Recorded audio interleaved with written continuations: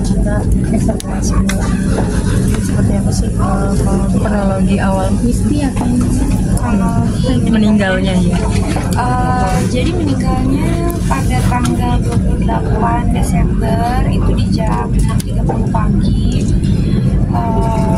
Memang almarhum Papa itu udah dalam keadaan tertidur, itu udah sekitar 3 hari.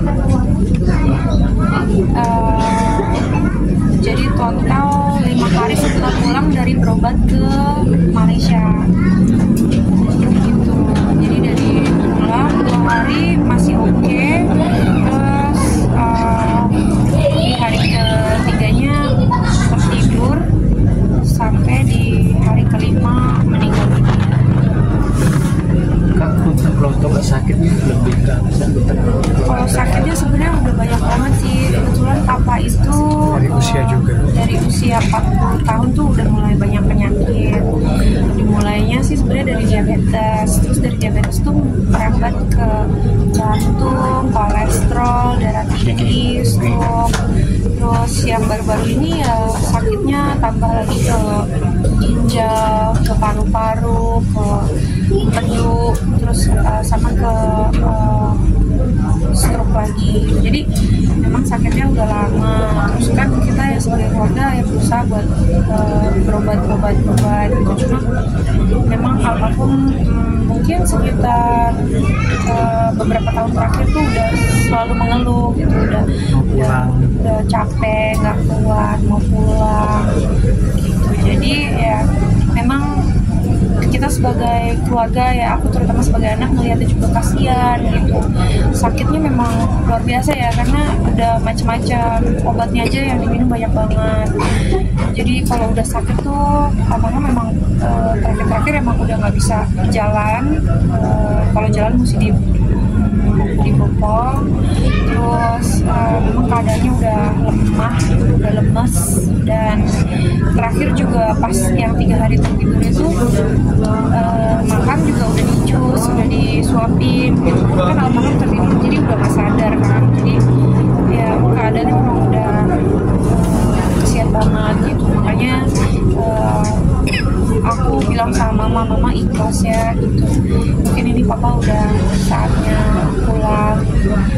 Jadi di malam sebelum Papa meninggal itu aku sama Vincent kita ke rumah Papa.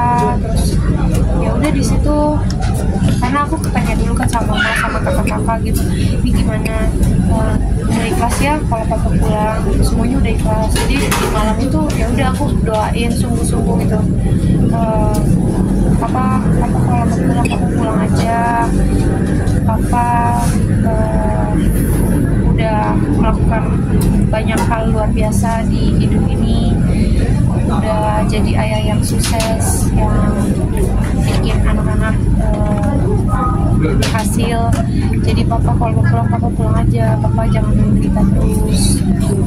Jadi aku malam itu aku benar-benar berdoa sungguh-sungguh dengan ikhlas, berdoa di kupingnya Papa gitu, supaya Papa bisa pulang dengan tenang. Paginya jam 4 itu aku kebangun karena selesai menyusui.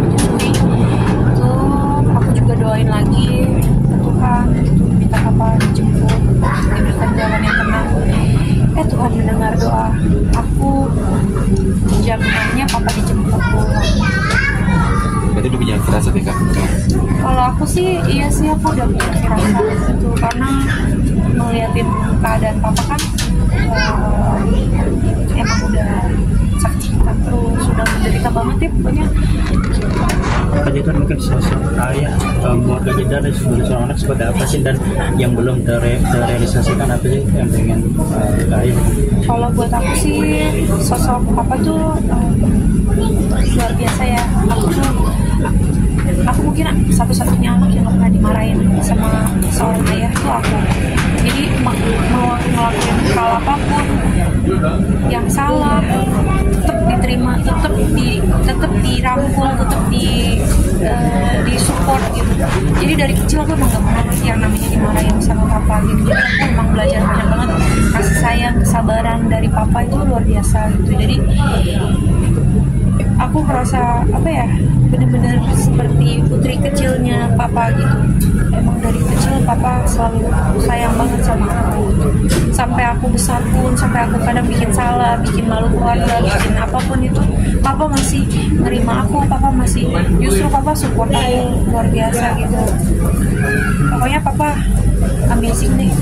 Kayak ya udah, contohnya kayak aku udah bertahun-tahun gitu ya masuk TV gitu, sampai mungkin terakhir papa masih sehat tuh papa masih suka fotoin aku gitu di layar TV gitu, terus fotonya dikirim ke aku, ini kamu nih lagi ada di TV nih, papa nonton gitu, selalu kayak gitu.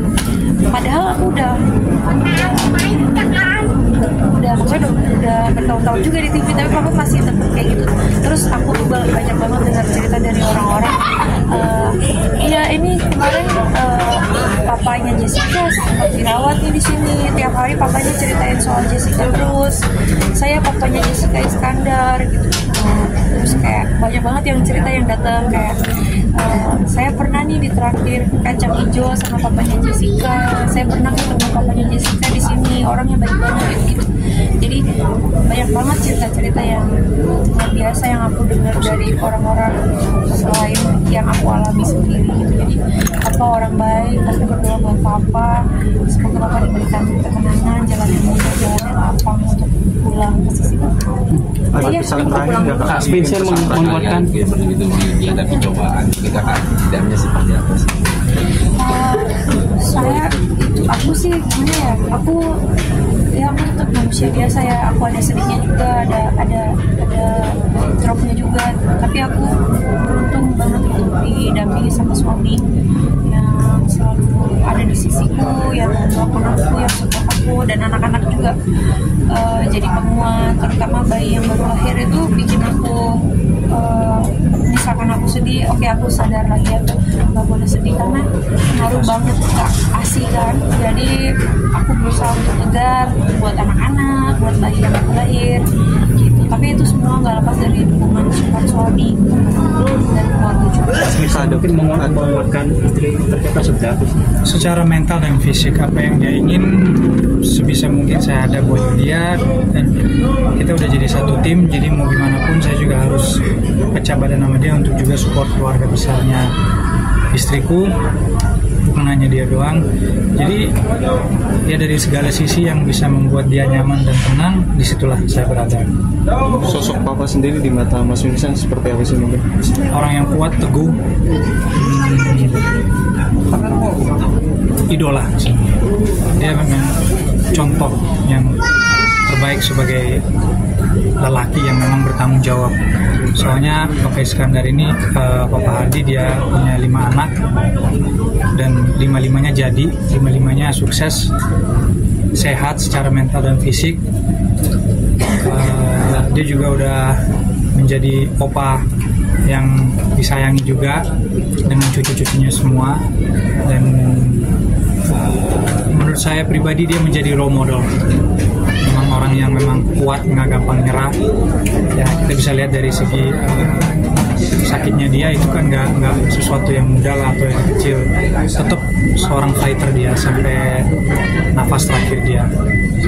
Kak Jess, mungkin terakhir ada pesan terakhir nggak dari papa ke Kak Jess? Sebenarnya papa udah ini sih, maksudnya udah susah buat ngomong gitu terakhir gitu. Jadi kalau pesan-pesan waktu aku masih muda gitu, pesan-pesan dia banyak lah hal yang diajarin ke aku mengenai hidup, mengenai memaknai hidup gitu, supaya tetap kuat dan waras. Terima kasih ya, aku pulang. Atau ngobrol sama baby belum sih? Udah cuma kemarin waktu aku di rumah sakit kemarin. Pas Natal minggu kemarin sempat ngerayain bareng. Yang kemarin Natal itu cuma Erik sama istrinya, soalnya kan saat itu keadaan papa belum terlalu baik, jadi kita lebih fokus ke anak-anak aja sih biar mereka dapat sensasi Natalan aja. Tapi untuk dirayakan secara happiness besar-besar enggak. Besok untuk reinkarnasinya seperti apa Kak? Untuk kremasi besok kan? Kondisi sekarang aja Besok kremasi. Aku udah baik terus setiap harinya berkat doa teman-teman. Besok kremasi Seperti apa? Dan belum tahu besok di sini juga. Iya kayaknya. Oh, iya. Bakal di Pagi. abunya bakal di apa gimana? Abunya bakal diarung. Oh itu nanti ya secara keluarga, inti keluarganya lah yang nanti akan milih